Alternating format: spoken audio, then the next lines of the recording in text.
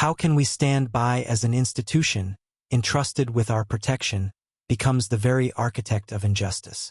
In a society that claims to cherish fairness, one young life is being torn apart by the callous indifference of those in power. The audacity of a system that brands innocence as guilt fuels a searing anger, an indignation that demands we confront and dismantle this corruption once and for all. What will it take for our voices to shatter the silence of oppression?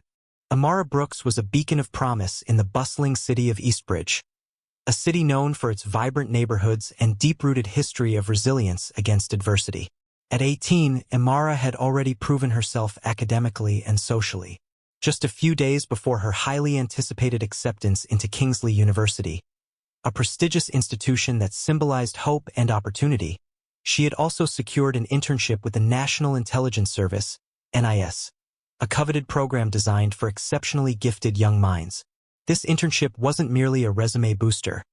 It was a stepping stone toward a future in national service, a chance to contribute to the safety and security of the nation. It was a warm spring evening, and the sky above Eastbridge was awash with brilliant shades of pink and orange. The sunset draped the city in a gentle glow, and the quiet hum of life was punctuated by distant laughter and the soft murmur of conversations along the sidewalks.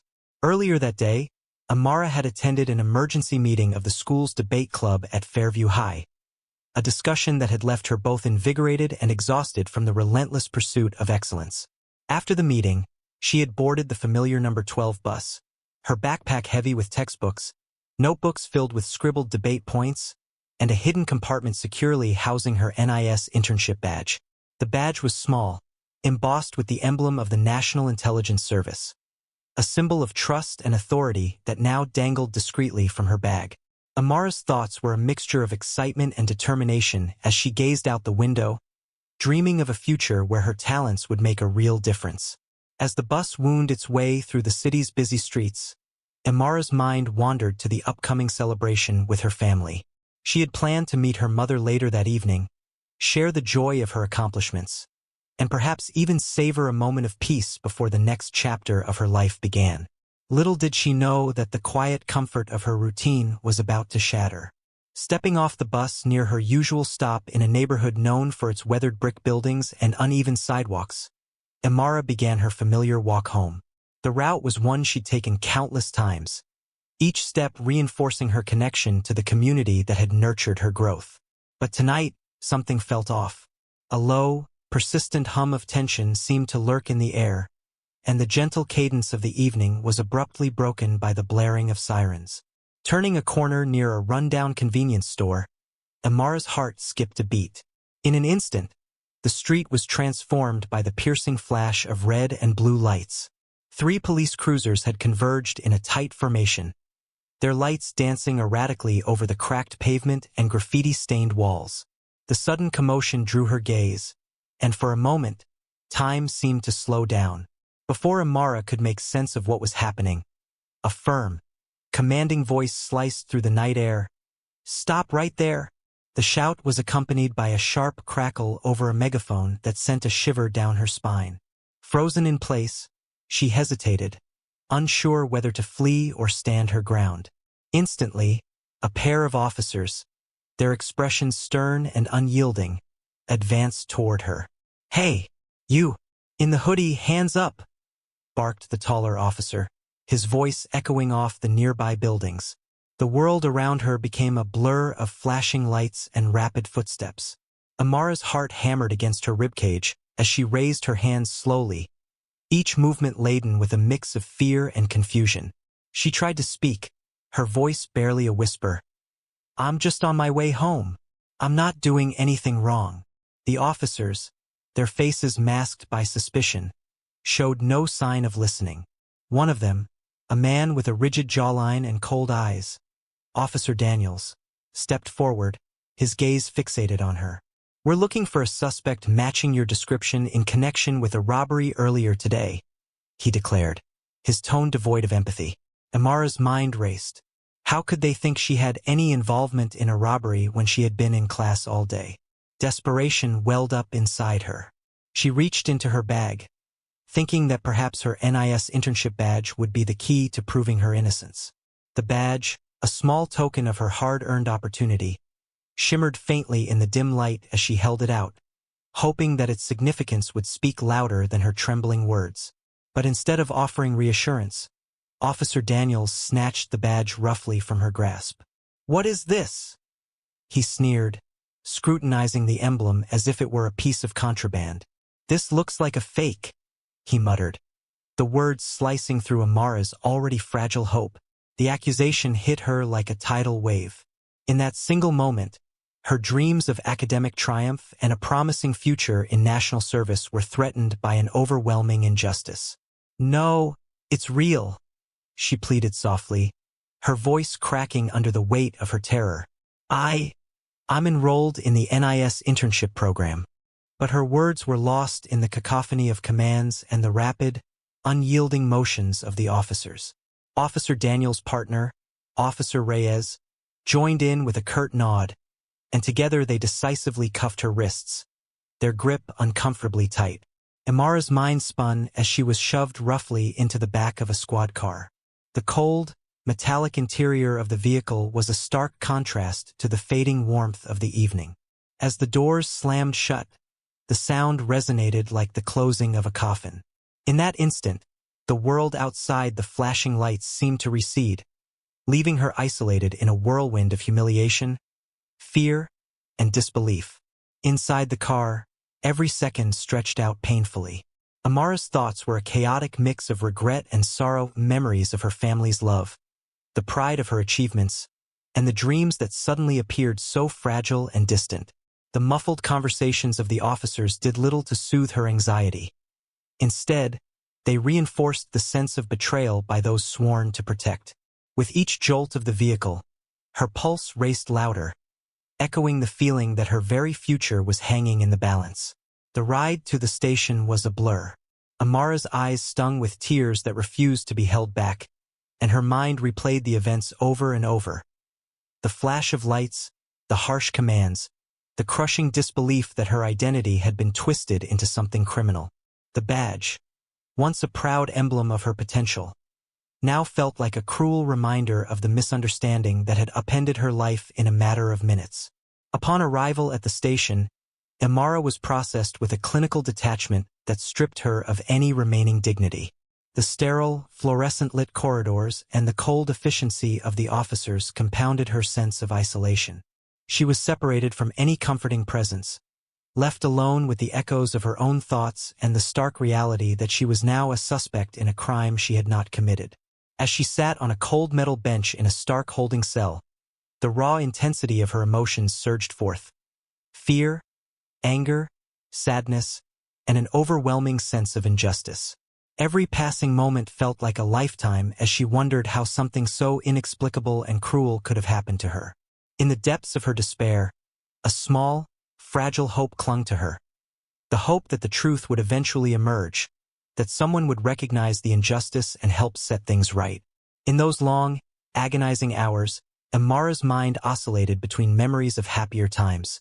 Her mother's gentle smile, the pride in her teacher's eyes, and the promise of a bright future, and the harsh reality of the present. The rough treatment by the officers, the dismissive sneers, and the blatant disregard for her pleas left her questioning not only her immediate fate but also the very integrity of the system that was meant to protect her. In that cell, surrounded by the cold clamor of bureaucratic indifference, Imara felt as if she were trapped in a nightmare from which there was no escape. The echoes of the officer's harsh words reverberated in her mind, a constant reminder that her youth and her dreams were being weaponized against her. She clutched the memory of her NIS badge, once a symbol of pride and accomplishment, now reduced to a piece of evidence twisted into an accusation.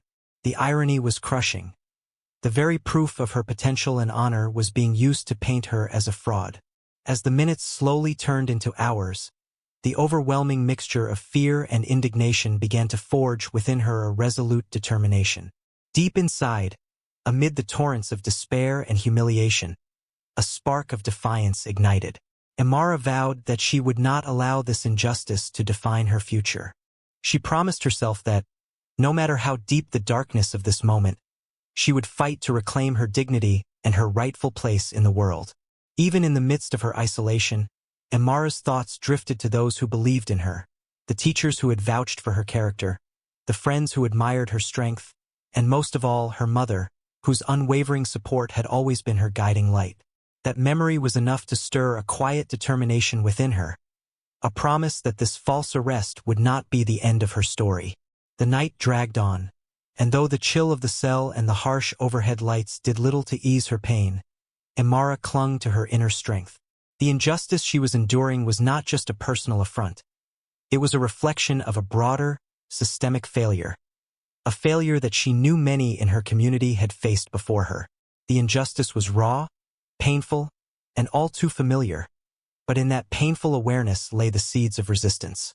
In those dark hours, as the city of Eastbridge continued its indifferent rhythm outside, Imara Brooks resolved that she would one day transform this harrowing experience into a rallying cry, a testament to the power of resilience in the face of overwhelming injustice.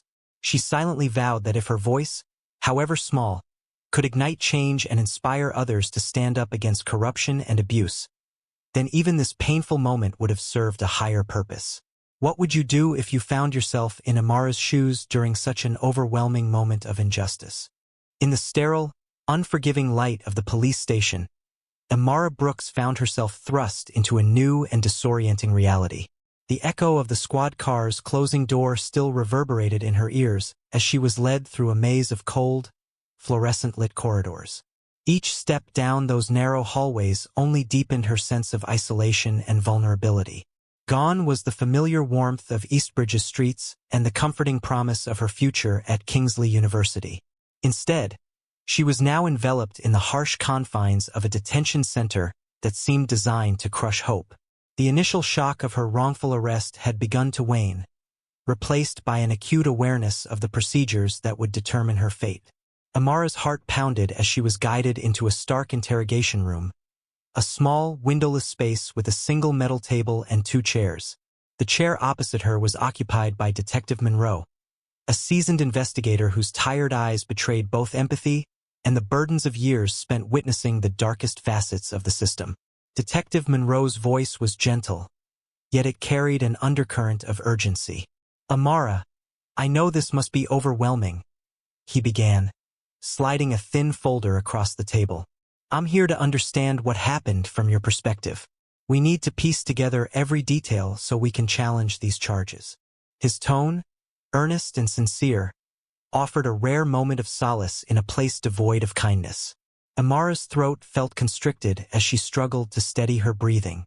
The memories of flashing lights, shouted commands, and the cold, callous treatment by Officer Daniels and Officer Reyes flooded back in a disjointed haze. I was just walking home after debate club," she stammered, her voice trembling as she clutched the strap of her backpack. "I never did anything wrong. They took my badge, called it fake." I tried to explain, but it all happened so fast. Detective Monroe nodded slowly, his gaze never leaving her face. "I understand, Imara. I want to believe you because your story doesn't add up with what we're seeing. I've seen too many cases where a young person's life is upended by a misunderstanding. But we need to document everything. The timeline, your movements, every detail that could help prove your innocence." As he spoke, Imara felt a glimmer of relief mixed with a profound sense of trepidation.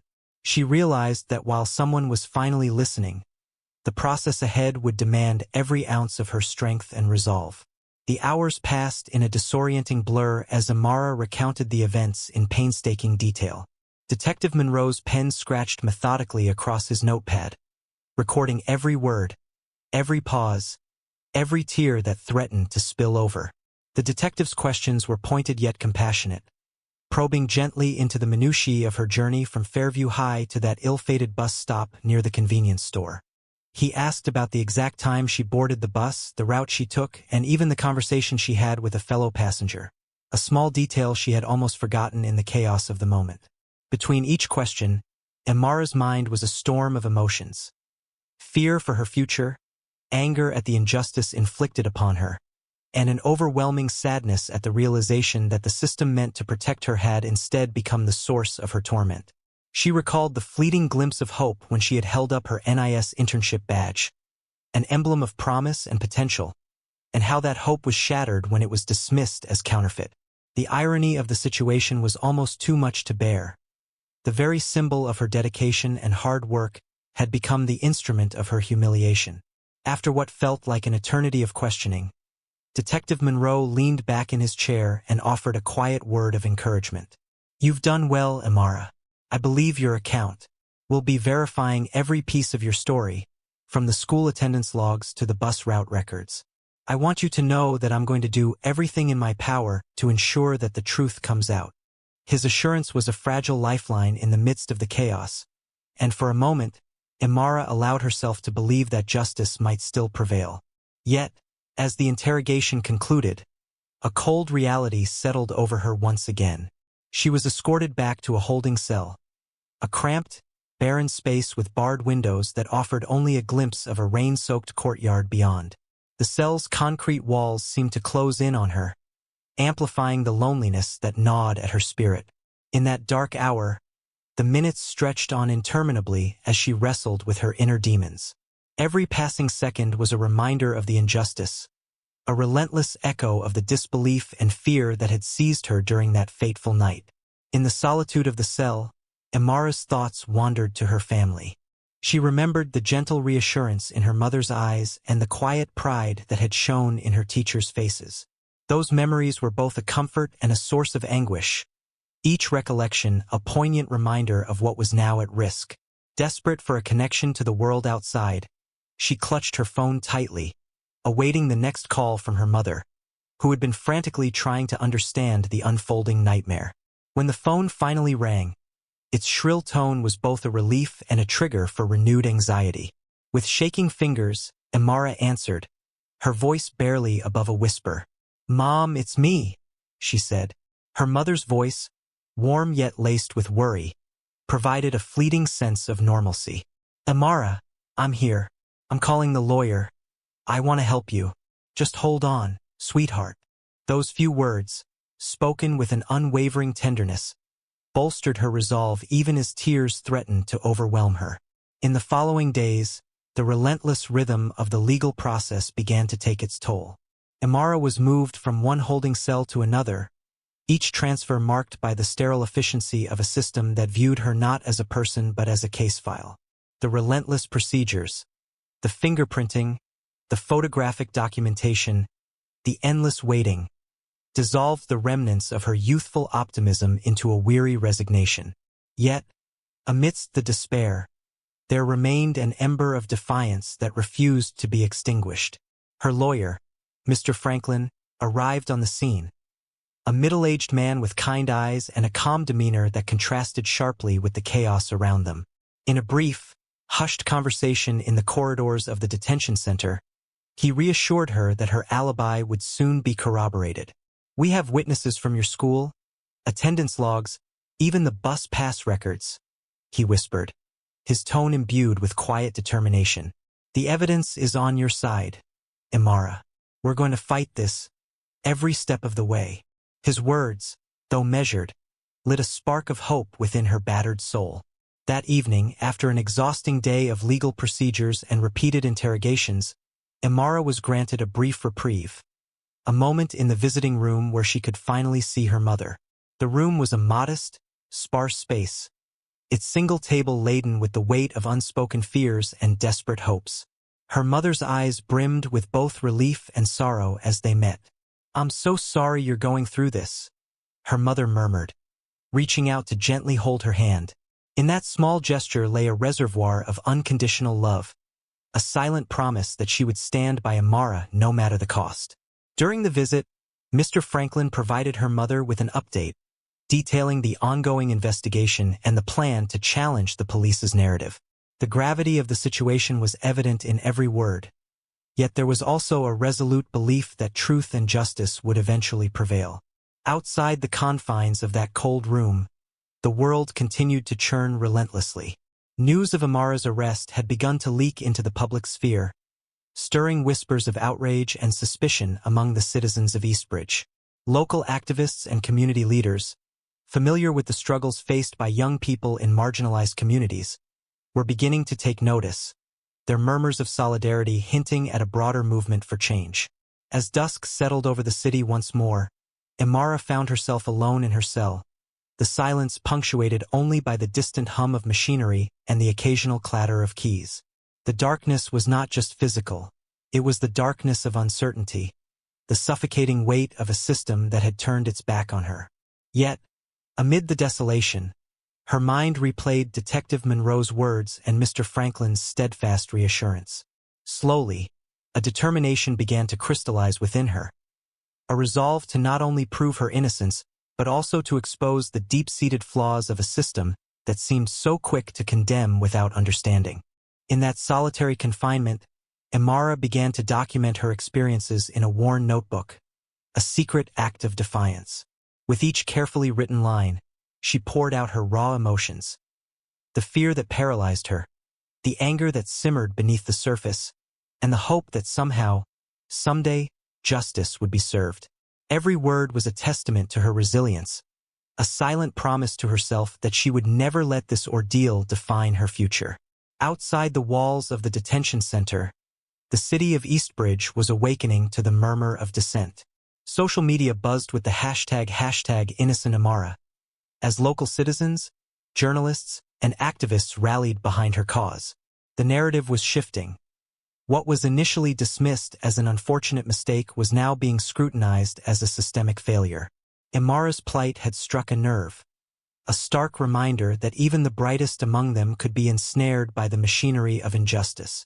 As the days bled into nights, and the legal proceedings gathered momentum, Imara's inner strength became her most trusted ally.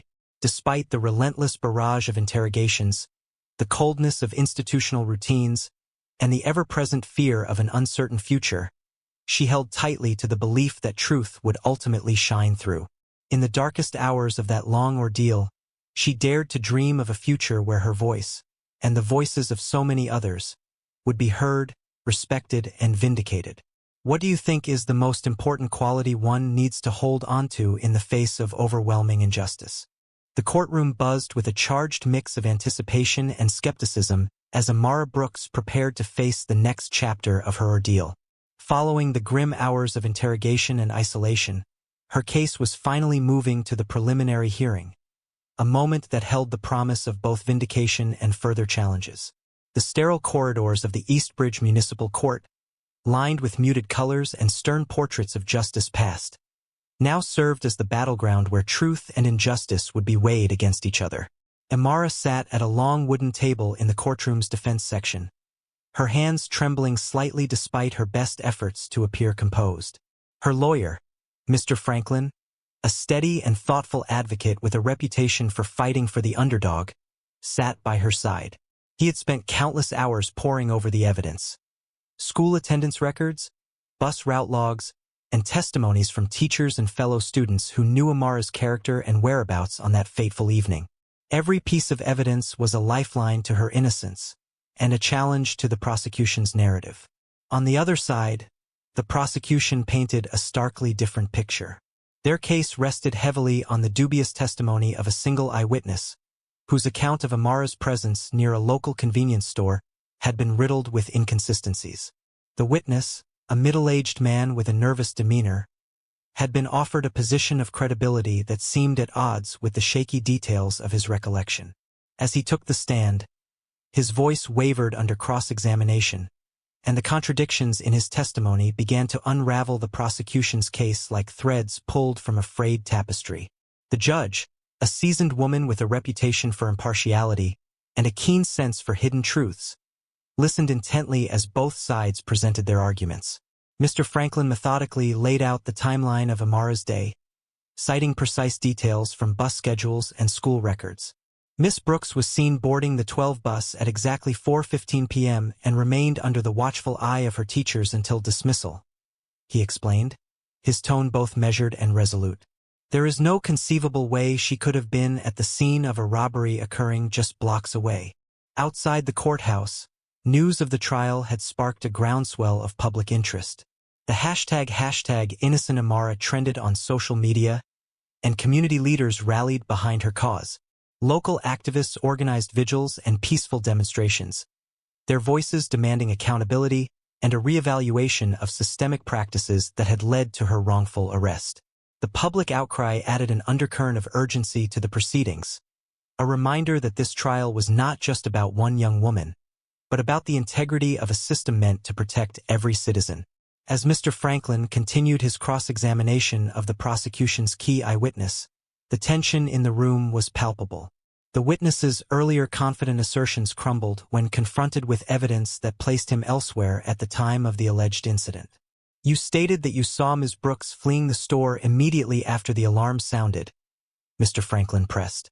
"Yet your phone records indicate that you were at a nearby diner, engaged in a conversation with a friend, at the very moment you claim to have seen her.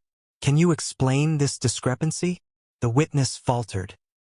His eyes darted nervously, and his voice dropped to a near whisper as he attempted to offer a vague explanation. The inconsistencies in his testimony, compounded by corroborating evidence from multiple sources, rendered his account increasingly untenable.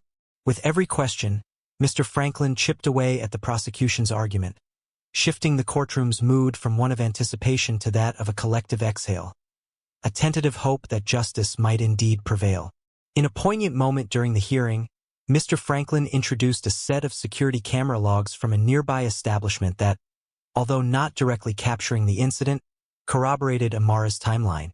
The footage clearly showed that the area around the convenience store was quiet and devoid of any suspicious activity during the critical window in question.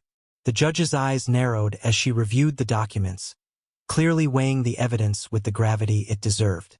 Meanwhile, Amara's internal battle raged on. Sitting in the defendant's chair, she felt a tumult of emotions, a cocktail of dread, indignation, and the stirring embers of hope. Every now and then, she glanced at the gallery where a small group of supporters had gathered. Her family, local activists, and even a few teachers who had come to lend their voices. Their silent support bolstered her spirit. Despite the weight of the accusations and the trauma of the past few days, she knew she was not alone in her fight. After hours of intense deliberation, the judge finally recessed the courtroom for a brief intermission. In the hushed corridors outside, whispers of encouragement mingled with the anxious tapping of shoes on linoleum floors. Amara stepped outside for a moment of air, her eyes meeting those of her mother, who had arrived to offer a quiet smile of reassurance. The moment was bittersweet, an acknowledgement of the pain endured, and a promise that the struggle for truth was far from over. Returning to the courtroom, the atmosphere had shifted subtly. The prosecution, having seen their key witness unravel under scrutiny, now appeared less confident. Mr. Franklin seized the opportunity to highlight the broader implications of the case. "This isn't just about proving one young woman's innocence," he declared, his voice ringing clear and determined. "It's about ensuring that no one is wrongfully targeted by a system that preys on fear and bias. Today, we stand for every individual whose voice has been silenced by injustice." The judge, her expression stern yet reflective, nodded slowly. "The evidence presented does raise serious doubts regarding the credibility of the eyewitness account," she stated, her voice measured. "Furthermore, the corroborative evidence provided by the defense strongly supports Ms. Brooks's account of her whereabouts on that day." For a moment, silence reigned in the courtroom, a silence heavy with the promise of a turning tide. The judge's next words, though measured, carried the weight of impending change. "Based on the evidence before me, I find that there is reasonable doubt regarding the charges against Miss Brooks. I hereby order that the charges be dismissed, and that further investigation be conducted into the procedures leading to her arrest." A collective murmur of relief swept through the courtroom. For Amara, the dismissal of the charges was a powerful vindication, a recognition that the truth could not be so easily buried under a heap of misplaced assumptions and flawed testimony. Yet, even as the courtroom erupted in subdued applause and whispered congratulations, Amara's eyes glistened with tears, a mixture of relief, sorrow for the ordeal she had endured, and a steely determination to ensure that such injustice would not be repeated. Outside the courthouse, the media swarmed. Reporters jostled for position, capturing every moment of the historic decision. The sound of cameras and the murmur of journalists provided a surreal backdrop as Amara stepped out into the bright light of day. The hashtag Innocent Amara blazed across social feeds, and for the first time in what felt like an eternity, she allowed herself to hope that change was indeed possible. In the days that followed, the dismissal of the charges set off a ripple effect throughout Eastbridge. The local police department, now under intense public scrutiny, began to launch internal investigations into the conduct of the officers involved in her arrest. Community leaders and activists called for transparency and reform, insisting that the system that had so nearly broken an innocent young woman must be held accountable.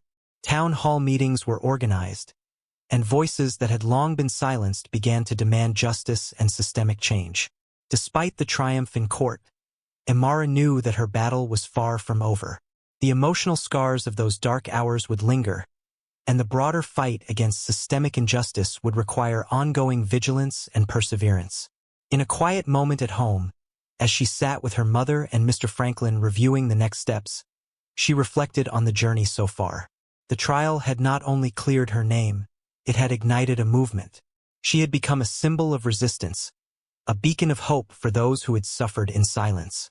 Yet, with newfound recognition came new challenges. Imara's experience had exposed the deep fissures within the community and the persistent inequalities that plagued the justice system.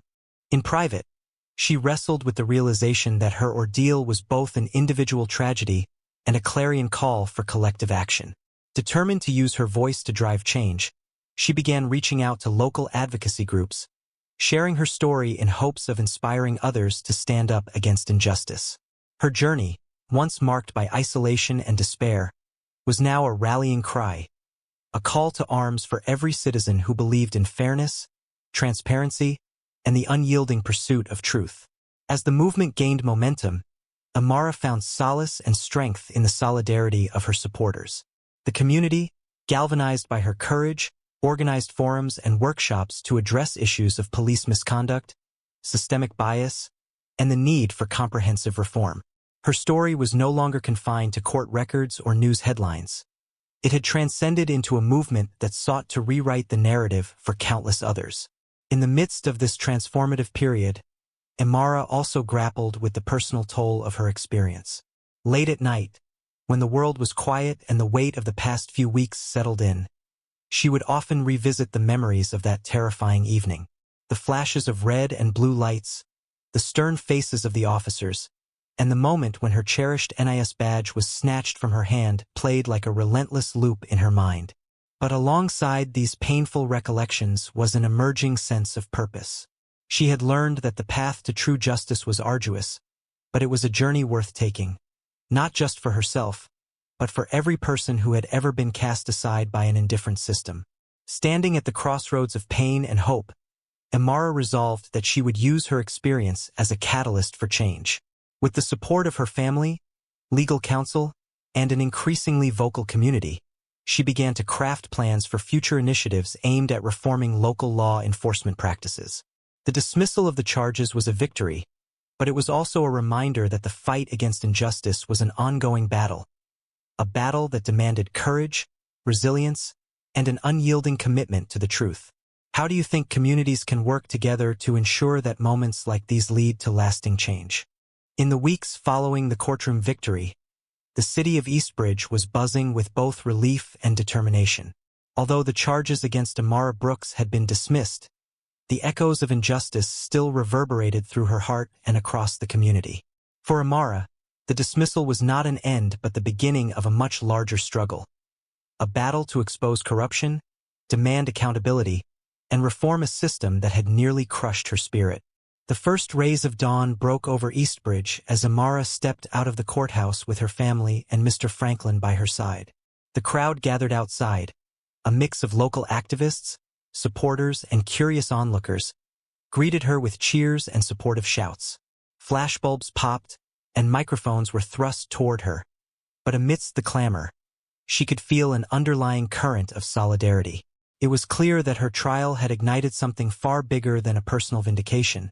It had become a rallying cry for systemic change. In the days that followed, Imara's story dominated local news and social media, The hashtag innocent Amara continued to trend, not only as a testament to her innocence, but as a symbol of resistance against police misconduct and racial profiling. Community leaders, once quiet voices in the background, now stepped forward to demand transparency and reform within the police department. Vigils were held in her honor, and town hall meetings blossomed into platforms for citizens to air their grievances and propose solutions. Yet, behind the public accolades, Imara grappled with a torrent of private emotions. Though her name was cleared, the trauma of that fateful night, of the harsh sirens, the cold indifference of the officers, and the crushing weight of suspicion, remained etched in her memory. Every night, as she lay in the quiet of her modest bedroom, the images of that moment replayed relentlessly. But along with the memories came a growing resolve. If her experience could spark a movement for accountability, then the pain she endured would not be in vain. Determined to channel her anguish into meaningful action, Imara began working closely with a coalition of community activists, legal experts, and civil rights organizations. Their mission was clear: to hold the officers accountable for their actions and to ensure that no other young person would suffer the indignity and fear she had experienced. Meetings were held in community centers, libraries, and even in the back rooms of local cafes, where heated discussions unfolded over stacks of documents, testimonies, and proposals for police reform. At one such meeting in a brightly lit community hall, Imara stood before a diverse crowd of residents, students, elderly citizens, local business owners, and activists. Her voice, though still soft with the lingering effects of recent events, carried a firm determination. "We must not allow the system to sweep our stories under the rug," she declared. "My experience is not isolated. It reflects a pattern of injustice that has affected too many of us. It's time for change, time to demand accountability and transparency from those who hold power." Her words resonated deeply. Many in the room nodded in agreement, their eyes shining with hope and a shared sense of purpose. Parallel to the grassroots movement, Mr. Franklin and a dedicated team of legal advocates began piecing together evidence of misconduct by Officers Daniels and Reyes, the very individuals responsible for the traumatic night of her arrest. Detailed records, testimonies from other victims, and even internal memos from the police department began to form a damning dossier. Rumors of systemic cover-ups and retaliatory practices within the department added fuel to the fire. Every new piece of evidence was a reminder that while the courtroom had granted her personal freedom, the battle for systemic justice was far from over. One crisp autumn afternoon, as golden leaves drifted down the sidewalks of Eastbridge, Imara met with Detective Monroe again. This time, however, the conversation was not about her trial but about the broader investigation into police misconduct. Detective Monroe, whose earlier compassion had given her a glimmer of hope, now revealed a deeper, more troubling reality. "I've seen a lot of cases like yours," he confided in a hushed tone. "There are patterns, tactics, cover-ups that are systemic. I'm pushing for an internal review, but change within the department is slow and, frankly, dangerous for someone like me to pursue openly." His admission added layers of complexity to the narrative. Here was a man torn between duty and morality, caught in a system that rewarded silence over accountability. Emboldened by these revelations, Imara decided to take her fight one step further. In collaboration with civil rights attorneys and activists, she filed a formal complaint against the officers and the police department.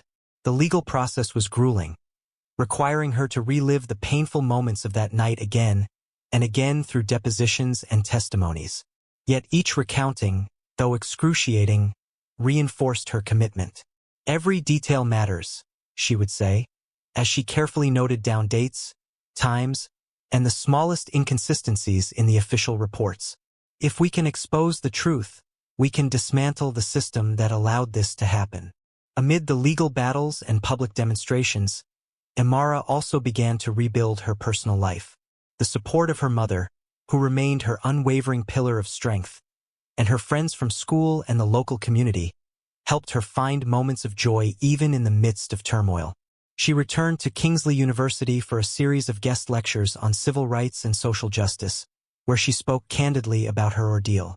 In these lectures, She emphasized not only the personal cost of systemic failures but also the power of collective action.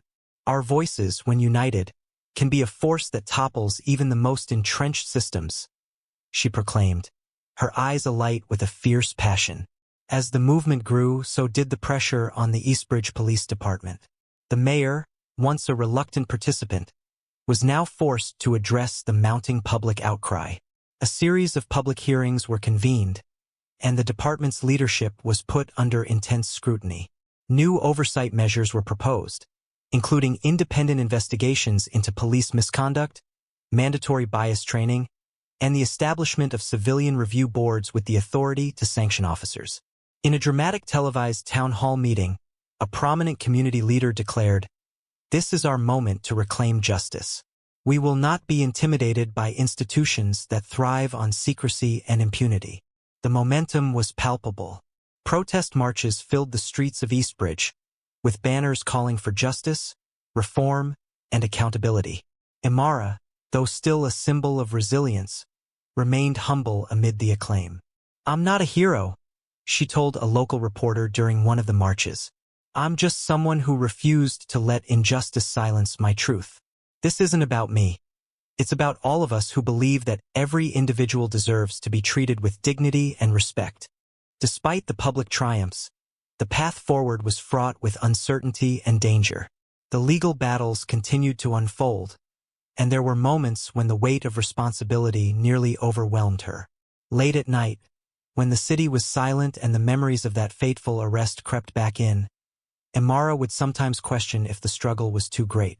But then she remembered the faces of those who had stood by her, the frightened, the angry, the hopeful, and found the strength to press on. In one particularly defining moment, Imara attended a memorial service held for another victim of police overreach. The service, somber and filled with grief, was a stark reminder that while her case had ended in her favor, many others still suffered in silence. The loss and pain in that room galvanized her further. "We cannot rest until every case is heard and every injustice rectified," she vowed during her eulogy. Her words, laden with emotion and conviction, echoed far beyond the walls of the small chapel, igniting a renewed determination in all who listened. In the midst of these turbulent times, Imara also found solace in creative expression. She began writing in a journal, capturing every detail of her journey. The fear, the anger, the moments of unexpected kindness, and the relentless pursuit of truth. Over time, her journal entries evolved into a memoir that she hoped would serve as both a cautionary tale and a beacon of hope. "In our darkest moments," she wrote one night as rain tapped gently against her window, "we find the courage to rise. Our scars are not just wounds.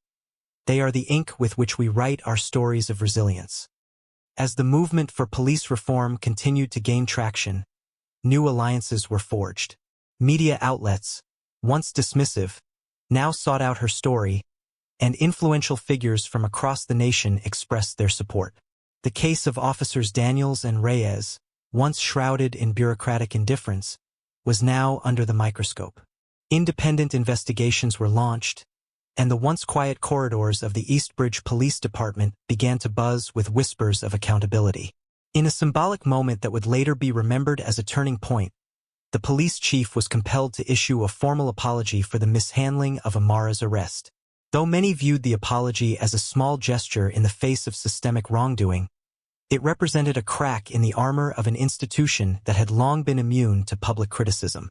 "This is only the beginning," Imara stated at a press conference following the apology. "True reform will take time, effort, and the unyielding courage of every citizen who dares to stand against injustice." Now, as autumn deepened into winter, the community's fight for reform had become an enduring part of Eastbridge's identity. Imara Brooks, once an ordinary teenager with dreams of academic success, had transformed into a symbol of resilience and a catalyst for change. Her journey from a harrowing night of wrongful arrest to the forefront of a movement for accountability had shown that even in the face of overwhelming adversity, one voice, backed by the strength of an entire community, could indeed make a difference. What steps do you believe are essential for communities to enact real, lasting reforms in systems plagued by injustice. In the months following the sweeping reforms and public outcry, Eastbridge began to transform in ways that none could have predicted. For Amara Brooks, the journey from a night of terror to a movement for systemic change was far from over. It was only the beginning of a new chapter defined by redemption and renewal. The courtroom victory and subsequent public reforms had provided a temporary reprieve, but the scars of injustice ran deep, urging not just personal healing but also a collective transformation. Amara returned to her daily life with an inner strength forged in the crucible of adversity. The once timid teenager had evolved into a determined advocate for change, her eyes reflecting a steely resolve to mend the broken systems that had nearly destroyed her future.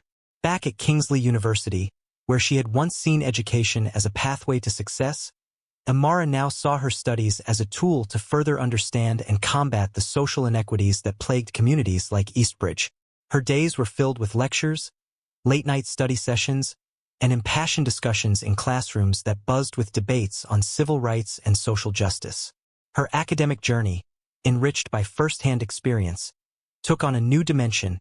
Each lesson, each paper, became a stepping stone toward a deeper understanding of societal change. Outside the confines of academia, Amara's influence spread like ripples across the city. Together with a network of fellow survivors, community activists, and reform-minded legal experts, she co-founded the Brooks Initiative for Justice, a grassroots organization dedicated to supporting victims of police misconduct and advocating for ongoing reform in law enforcement practices. The initiative soon became a beacon of hope, organizing workshops, town hall meetings, and outreach programs designed to empower communities and hold institutions accountable. Amara's story resonated with countless others who had been silenced by systemic neglect, and her leadership provided a rallying point for those demanding a fair and just society. The impact of the Brooks Initiative was palpable. In neighborhoods once marked by distrust of authority, community members began to speak openly about their experiences. Local police officers, under increasing scrutiny from both internal reviews and public pressure, started to engage in dialogue with community representatives. These meetings were not without tension. A mixture of defensiveness and cautious optimism permeated each conversation, but they signified a long-overdue shift toward transparency. Independent oversight committees were established and pilot programs for community policing were introduced, aiming to rebuild trust and ensure that every citizen's voice could be heard without fear of retribution. Amid this broader transformation, Amara faced personal challenges as well. The weight of her ordeal sometimes pressed down on her shoulders during quiet moments when the city's clamor faded into a haunting silence. At night, when the memories of that fateful arrest resurfaced, the blinding flash of red and blue lights, the cold grip of handcuffs, the indifferent glares of officers, she would often lie awake, questioning how such a profound injustice could exist in a society that claimed to uphold fairness. Yet, these reflections also fueled her determination. Every tear shed, every sleepless night became a silent promise to ensure that her pain would be transformed into positive change, not only for herself but for all those who had suffered in silence. Her role as a public figure came with its own set of trials. With media attention came both adulation and criticism. While many hailed her as a courageous advocate and symbol of hope, others tried to discredit her experience or label her as a troublemaker. Navigating the often turbulent world of public opinion was exhausting, but Amara learned to anchor herself in the unwavering support of her family and her closest allies. Her mother remained her constant source of comfort, a steady reminder that love and resilience could overcome even the darkest chapters. Late evening conversations between mother and daughter, filled with shared memories and dreams of a better future, rekindled Amara's spirit when public pressures threatened to overwhelm her. In parallel, legal battles continued to shape the landscape of accountability. Investigations into the actions of Officers Daniels and Reyes took on new urgency. Thanks to the mounting evidence collected by Mr. Franklin and the Brooks Initiative, what had once been dismissed as isolated incidents evolved into a comprehensive inquiry into police practices. The city's leadership, now forced to confront the realities of a broken system, began implementing far-reaching changes. Mandatory de-escalation training, revised protocols for citizen interactions, and a commitment to regular audits by independent bodies were among the reforms introduced. While many of these measures were in their infancy and their long-term efficacy remained to be seen, they symbolized a collective acknowledgement that injustice could no longer be tolerated. One crisp winter day, as snow dusted the streets of Eastbridge, a public memorial was held to honor those who had suffered at the hands of systemic abuse. The memorial was a solemn affair, with candles flickering in the twilight and voices united in mourning for lives disrupted by injustice. Imara took the stage to deliver a speech that was as much a eulogy for the past as it was a hopeful call for the future. Today, we remember not only the pain we have endured but also the strength that has carried us through, she said, her voice steady despite the raw emotion in her eyes. Every step we take toward reform is a tribute to those who suffered in silence. Let us honor them by forging a path to a society where justice and dignity are not privileges but rights afforded to every person. Her words ignited a spark within the hearts of those in attendance.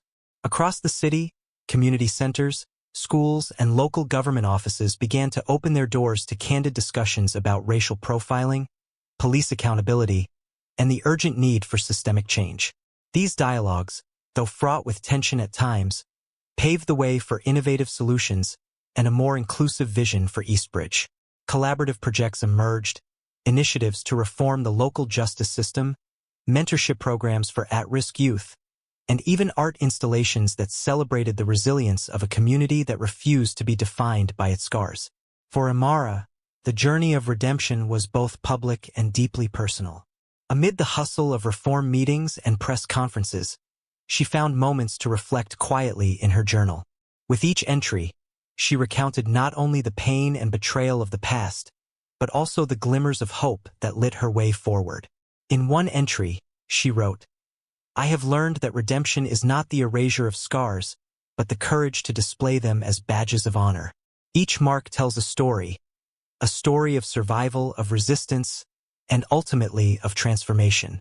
These words became a mantra for her, a reminder that the path to healing was paved with both tears and triumphs. As spring approached once again, the city of Eastbridge began to see tangible results from the reforms. Independent oversight reports showed a measurable decrease in incidents of police misconduct, and community trust in local law enforcement slowly began to rebuild. While challenges remained, the landscape was changing, one conversation, one policy, and one courageous voice at a time. Imara's influence extended beyond her personal narrative. She had become a catalyst for a broader movement that spanned neighborhoods and generations. Her story, once marked by pain and injustice, had been rewritten into a testament of hope and collective resilience. The transformation was not without its setbacks. There were days when progress seemed too slow, when bureaucratic inertia threatened to undo the hard-won gains. In those moments, Imara drew strength from the countless individuals who had come forward with their own stories of survival. Their voices, diverse, raw, and resolute, reminded her that the fight for justice was a marathon, not a sprint. Together, they had started a conversation that could not be silenced by fear or apathy. In the midst of these turbulent times, Imara's personal life began to blossom in unexpected ways. She rekindled friendships that had been overshadowed by the trauma of her arrest, and she formed new bonds with those who shared her vision for a more just society. Her days were filled with moments of laughter, quiet coffee chats in local cafes, and deep conversations with mentors who believed in her potential. These simple joys provided a counterbalance to the weight of her public duties, reminding her that redemption was not solely about reform but also about reclaiming one's happiness and identity. As summer neared, Imara received an invitation to speak at a national conference on civil rights and systemic reform. The event brought together activists, scholars, and policymakers from across the country, all eager to learn from her experiences and insights. Standing before a vast audience, Imara recounted her journey, from the harrowing arrest on that fateful night to the vibrant, ongoing movement for change in Eastbridge. Her words, imbued with both vulnerability and unwavering resolve, resonated deeply with everyone in the room. "My scars tell a story of survival," she declared, "and together, our scars can build a foundation for a future defined by justice and compassion." The applause that followed was not just for her speech, but for the collective spirit of every person who had dared to stand up against injustice. In that moment of national recognition, Imara understood that her fight was part of a larger tapestry of struggles across the nation. The journey toward redemption and renewal was far from over, but it was clear that each step taken in solidarity had the power to redefine the narrative of systemic injustice. The city of Eastbridge, with all its struggles and triumphs, had become a symbol of what was possible when a community refused to be silenced by fear. What do you believe is the most powerful catalyst for long-term healing and reform in communities affected by systemic injustice? As we close this chapter, remember that every hardship endured carries a spark of hope waiting to ignite change. Let this story remind us that compassion, unity, and the relentless pursuit of justice can transform our world. Embrace love, hold on to your dreams, and be the light that guides others through darkness. Thank you for being a part of this journey. Your support makes all the difference. Don't forget to subscribe to our channel for more inspiring stories and heartfelt messages.